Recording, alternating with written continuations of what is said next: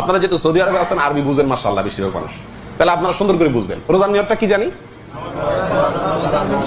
নাওয়াইতু আন আসুমা গাদান, বাস আর লাগবে না, আমার একটু কইলে হবে। নাওয়াইতু আন আসুমা গাদান, নিয়তটা কখন করা হয়? যখন সাহরি খাওয়া হয় তখন না করা হয়? আচ্ছা, তাহলে এটার অর্থটা কি? এবার আসি আমরা। নাওয়াইতু মানে আমি নিয়ত করতেছি বা করলাম, করতেছি না, নাওয়াইতু মানে আসলে নিয়ত করলাম, ঠিক আছে, এটা অসুবিধা নাই। আমি নিয়ত করলাম, কিসের নিয়ত করলাম? আন আসুমা, যে আমি রোজা রাখবো। আমি কি করব? কবে? গাদান, আগামীকাল। আমি নিয়ত করলাম যে আমি রোজা রাখবো, কবে? আগামীকাল। হে নিয়তটা করতেছে কখন? সেহরি খাওয়ার সময়। আজকে ভোর রাত্রে সকালে নিয়ত করছে, আজকে সকালে নিয়ত করছে যে সে সিয়াম রাখবে, রোজা রাখবে, কবে? আগামীকালকে। গাদান মানে কি?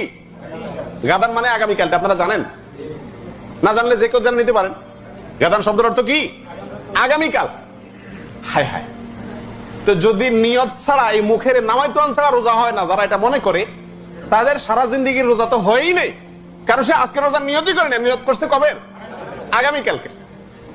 কথা কি বুঝতে পারছেন? কত হাস্যকর বিষয়টা চিন্তা করে।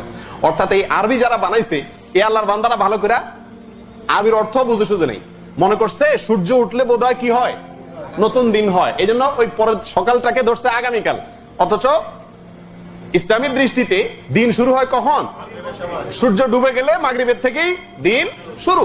তা আপনি ভোর রাত্রে নিয়ত করতেছেন আগামীকাল রোজার নিয়ত করলাম, অথচ রাখতেছেন আজকে।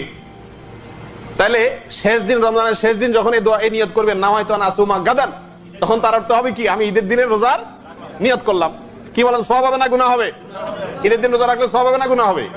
তাহলে মুখে এই যে নিয়ত, এটা আসলে কোরআন এবং সুন্নাহয় বর্ণিত নয়।